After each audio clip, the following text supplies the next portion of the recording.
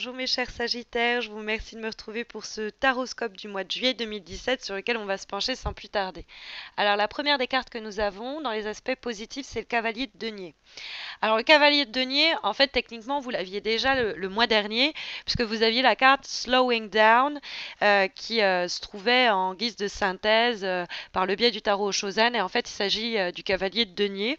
Donc qui est une carte, c'est vrai, qui me parle pas de s'empresser, se décider très rapidement pour quelque chose, mais de prendre son temps et de bien envisager un petit peu toutes les issues possibles dans le cadre du dilemme dans lequel on se trouve, de faire ses comptes, d'évaluer, de faire le bilan. C'est une carte qui nous encourage à nous montrer prudents. Le cavalier de denier, il prend jamais de risques sans en avoir envisagé les conséquences positives comme négatives. C'est quelqu'un qui est assez déterminé, qui peut être assez entreprenant dans le domaine des affaires, dans le domaine professionnel, peu importe que ce soit avec en relation avec l'aspect matériel, parce que c'est vrai que ça reste quand même les deniers et c'est des cartes très terrestres qui peuvent des fois nous parler vraiment des finances.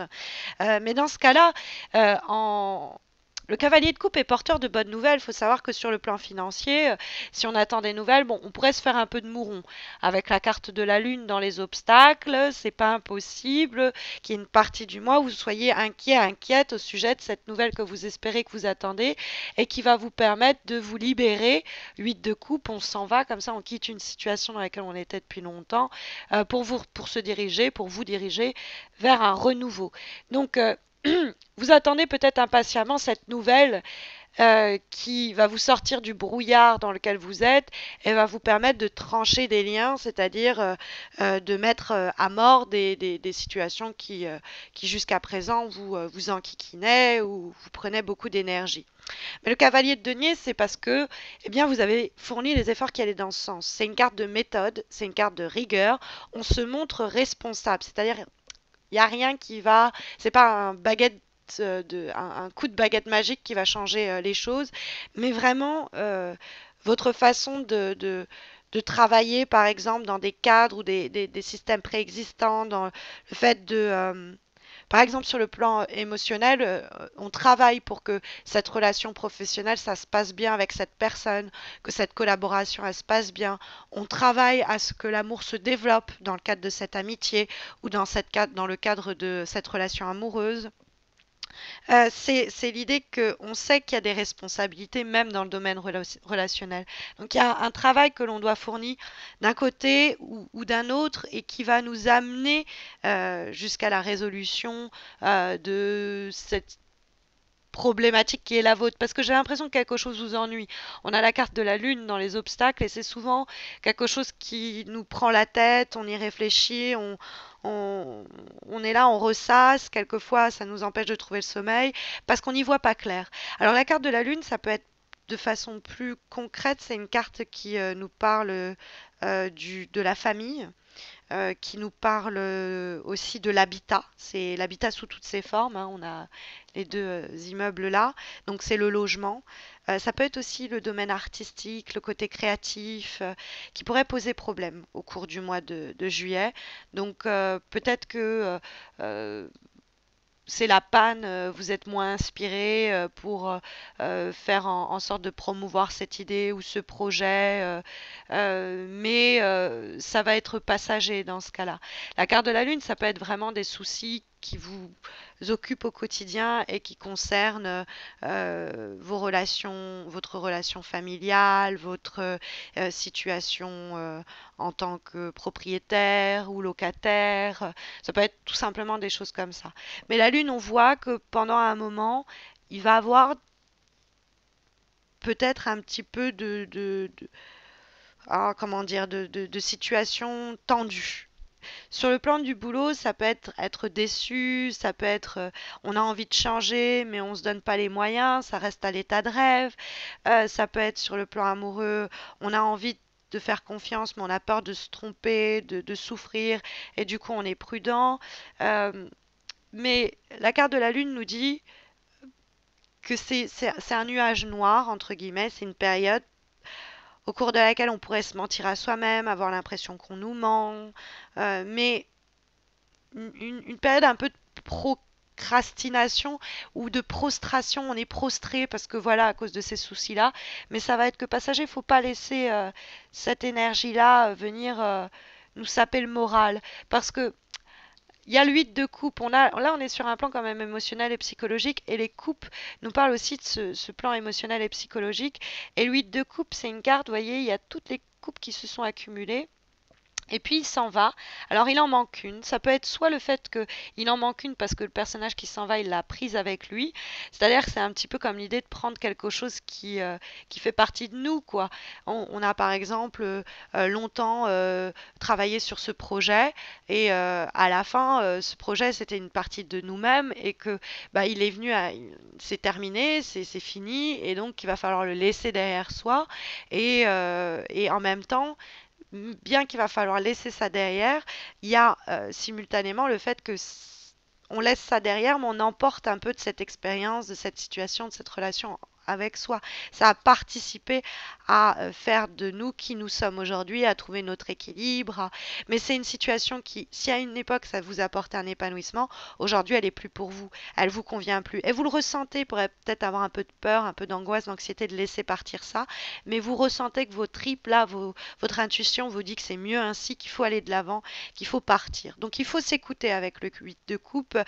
C'est à vous seul de prendre la décision de fermer complètement cette porte pour permettre à une autre de véritablement s'ouvrir, de vous retirer, d'abandonner une voie, que ce soit par votre départ, par une séparation, par la fin de quelque chose, vous ennuyez dans votre activité professionnelle, les choses semblent pas s'améliorer d'elles-mêmes, donc le seul changement finalement possible au sein de la situation actuelle, c'est de vous-même partir. Ça peut être la fin d'une longue relation où on sent la fin arriver, mais c'est l'idée que c'est mieux comme ça.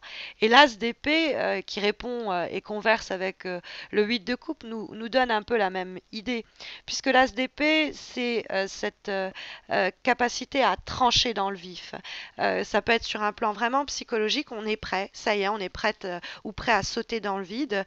C'est souvent en plus un démarrage sur plusieurs fronts, l'as d'épée, c'est-à-dire une décision qui peut impacter à la fois votre vie matérielle, à la fois votre vie émotionnelle, et qui va d'ailleurs souvent d'abord résulter d'une forme de séparation.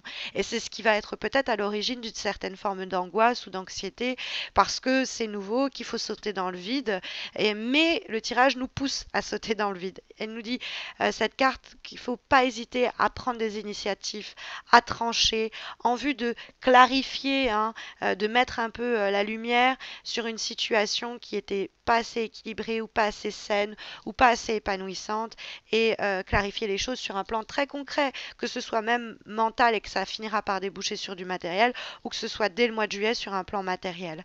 Mais la carte de l'as d'épée ne laisse que guère de doute sur l'idée de il faut y aller, il faut se lancer. On a en avant-dernier conseil, cette fois-ci issu du tarot Oshozen. Là, on a la version dorée du tarot traditionnel. Et là, on a la version Osho. C'est le dernier conseil, avant-dernier conseil qui vous est délivré dans le cadre plus psychologique, mental, spirituel, puisque c'est la relecture sous cet aspect des lames majeures et mineures du tarot de Marseille que présente la carte. Nous avons la carte, pardon, de la confiance. Trust. Et qu'est-ce que fait cette personne quand je vous ai dit il ne faut pas avoir peur de sauter dans le vide? Le tarot vous pousse dans le vide comme ça, vous dit sautez, sautez. Ben, il y a un peu cette idée-là avec la carte de la confiance où il faut s'en remettre. La confiance, c'est oui, faire confiance aux autres, mais c'est aussi se faire confiance à soi-même. Mais plus que ça, c'est l'idée de faire confiance un peu à la providence. C'est de se dire, il y a quelque chose, je sens qu'on me pousse dans cette direction. Donc je vais prendre les décisions qui s'accordent avec ce sentiment que j'ai, de me lancer dans cette aventure, de saisir cette chance. Il y a quelque chose de l'ordre d'explorer ses envies et ses désirs et de ne plus être en train de les envisager, d'essayer d'y voir plus clair. C'est vraiment saisir le moment et l'opportunité de faire avancer les choses, que ce soit une relation, une situation, une carrière. On va provoquer sa chance. En dernière carte, cette fois-ci issue d'un oracle pensé et dessiné par Salerno, qui est donc l'oracle de l'amour universel, nous avons comme dernier conseil qui va porter plus sur un plan émotionnel, ou en tout cas dernier élément informatif, prédictif, la carte de la croissance, l'élévation, l'éveil spirituel, si vous voulez. Spiritual Growth.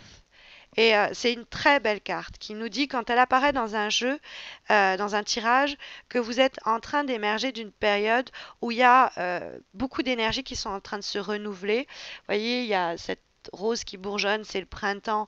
C'est cette idée de renouveau et qui va donner un nouveau sens à votre vie, une nouvelle direction. Il y a l'idée de voilà mon dessin, EIN, voilà mon but, voilà mon objectif, voilà à ce à quoi j'aspire.